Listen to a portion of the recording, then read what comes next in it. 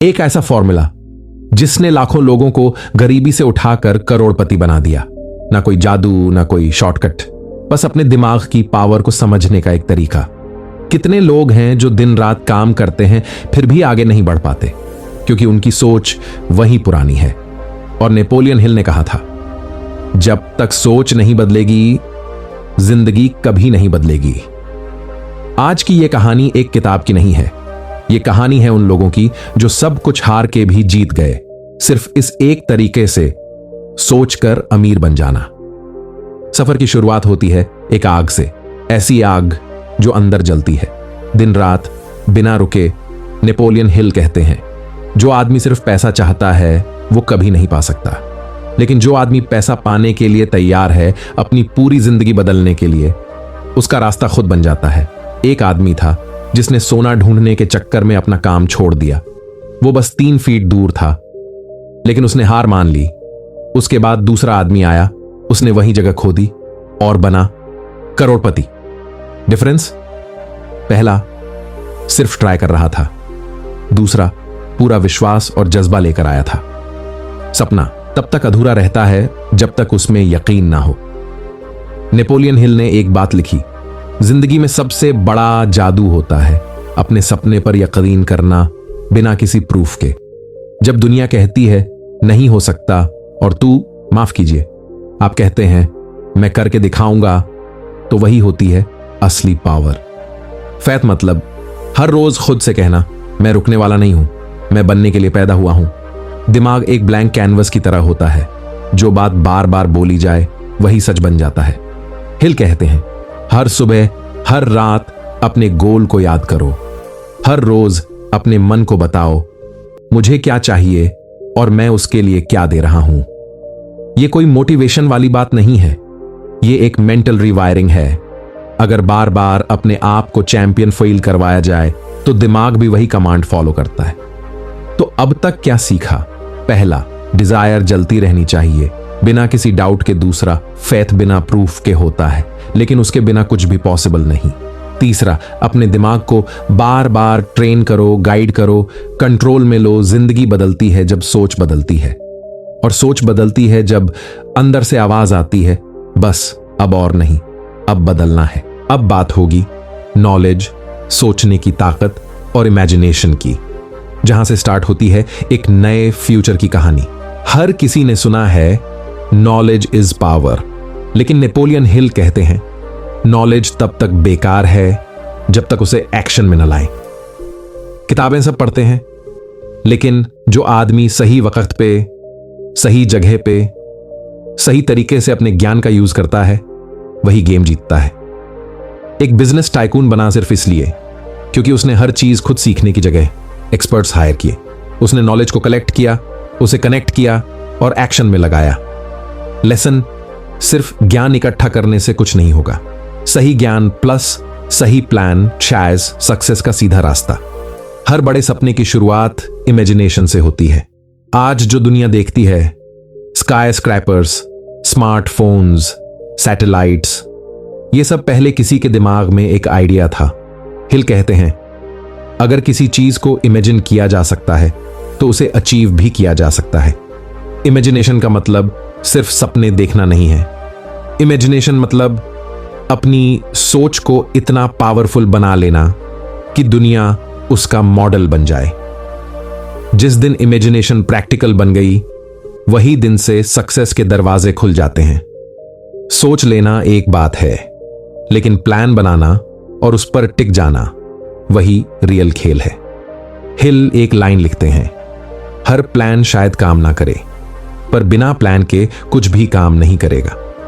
हर success story के पीछे एक सॉलिड प्लान होता है, जिसे बार बार टेस्ट किया गया, फेल किया गया और दोबारा बनाया गया। फेल्योर का मतलब ये नहीं कि प्लान बेकार था, मतलब सिर्फ इतना कि नए तरीके से सोचना पड़ेगा। प्लानिंग एक साइंस है, और जो इसे समझ गया वही अपने ड्रीम को रियलिटी बना सकता है। तो अब तक क्या समझा? सिर्फ नॉलेज नहीं, स्पेशलाइज्ड एंड एक्शनेबल ज्ञान चाहिए, सिर्फ एक ख्वाब बन के रह जाएगी। नेपोलियन हिल कह रहे थे, सक्सेस एक्सीडेंटल नहीं होती, वो एक थॉट से शुरू होती है, प्लानिंग से ग्रो करती है और एक्शन से रियलिटी बन जाती है। अब बात होगी डिसीजन, परसिस्टेंस और मास्टरमाइंड की, जहां आदमी अपने कंफर्ट जोन से बाहर निकलता है और असली ग्रोथ होती है। नेपोलियन हिल ने एक बड़ा ही जबरदस्त पॉइंट उठाया। सक्सेसफुल लोग डिसीजंस फटाफट लेते हैं और बदलते नहीं हैं। अनसक्सेसफुल लोग डिसीजंस लेते ही नहीं या लेके तुरंत बदल देते हैं।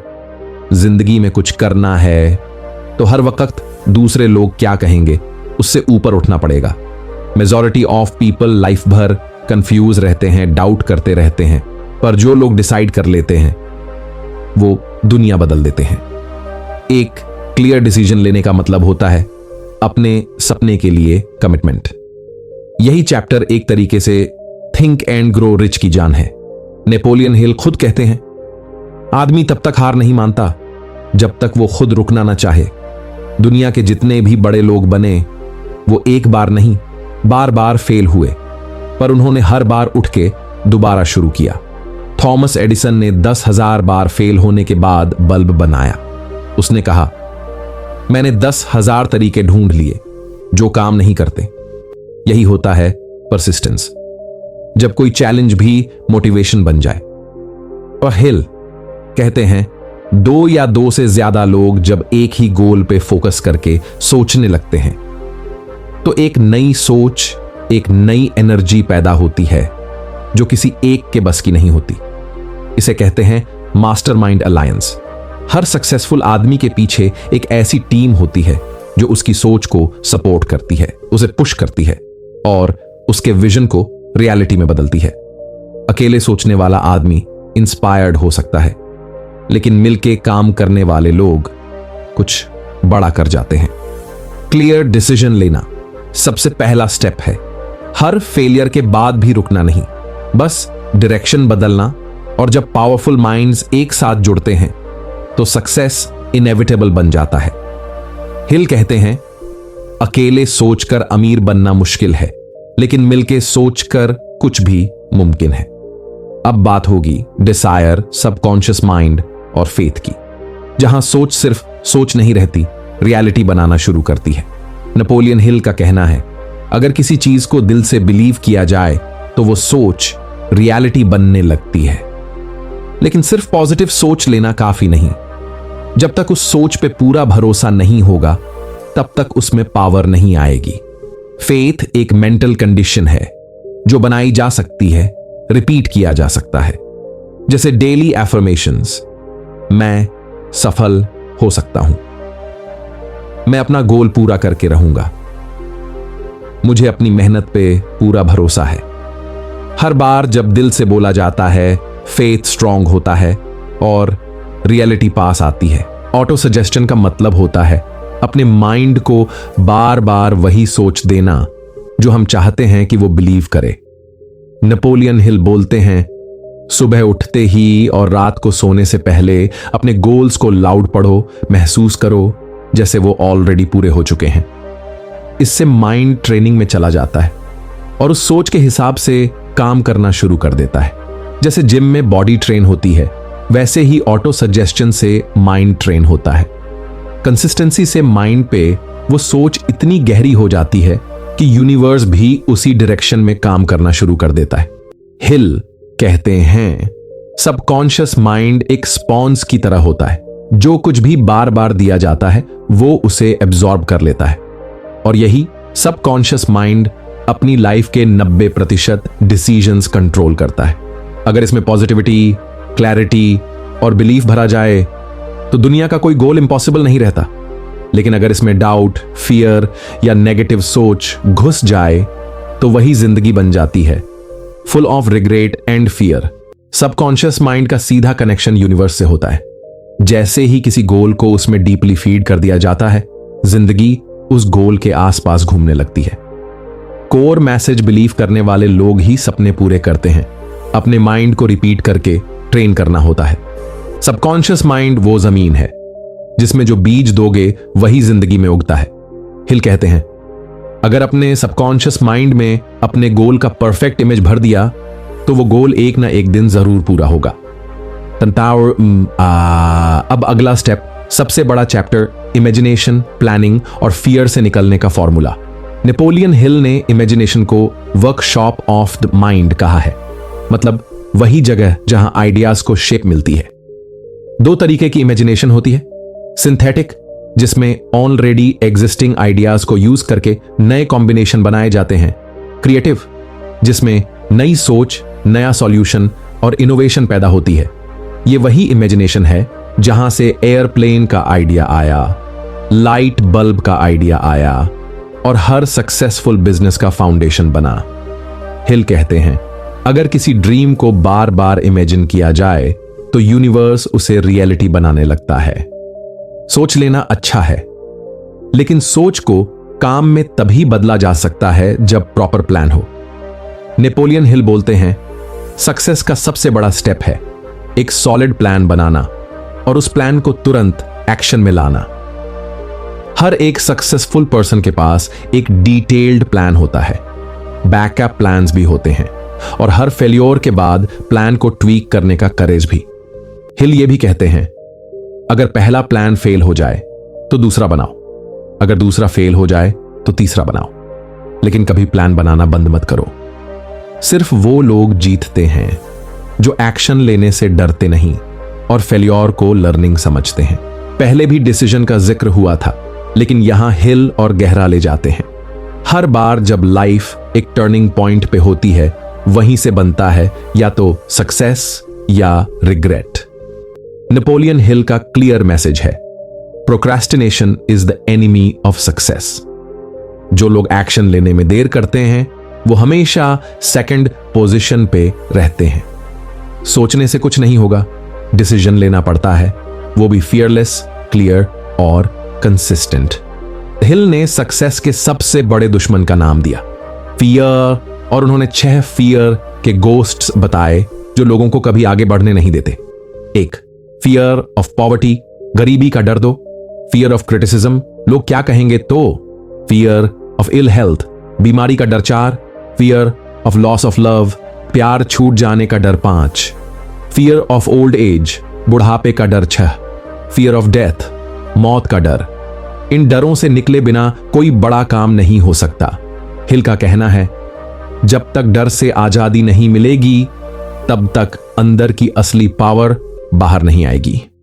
नेपोलियन हिल कहते हैं, सोचने से ज्यादा जरूरी है उस सोच पे यकीन करना, प्लान बनाना और एक्शन लेना। यह किताब किसी रिच बनने की शॉर्टकट नहीं है, यह एक थिंकिंग ब्लूप्रिंट है जहां सोच, प्लानिंग, बिलीफ और परसिस्टेंस मिलके एक नई दुनिया बना सकते हैं। अगर लगता है कि कुछ बड़ा करना है तो सोचना छोड़ो, अब करना शुरू करो। सोचना और अमीर होना सिर्फ पढ़ने के लिए नहीं है, ये जिंदगी जीतने का तरीका है। Dhirubhai Ambani, from petrol pump to business empire. Dhirubhai एक पेट्रोल पंप पर काम करते थे गल्फ कंट्री में। उन्होंने ना बड़ा बिजनेस स्कूल किया, ना ही कोई MBA डिग्री थी, लेकिन इमेजिनेशन और ऑर्गेनाइज्ड प्लानिंग का परफेक्ट एग्जाम्पल बने। विजन था, भारत में एक ऐसी कंपनी बनानी है जो ग्लोबल हो। उन्होंने छोटी सोच को छोड़ा और बड़ा सपना जिया, करके दिखाना है, यही उनका बिलीफ था। प्लानिंग, डिसीजन मेकिंग और डेयर से काम लिया, और रिजल्ट आज रिलायंस दुनिया की टॉप कंपनियों में गिनी जाती है। 2, एलन मस्क, सोच जहां खत्म होती है वहां से इनकी शुरू होती है। एलन मस्क ने अपने विजन से दुनिया को चेंज कर दिया।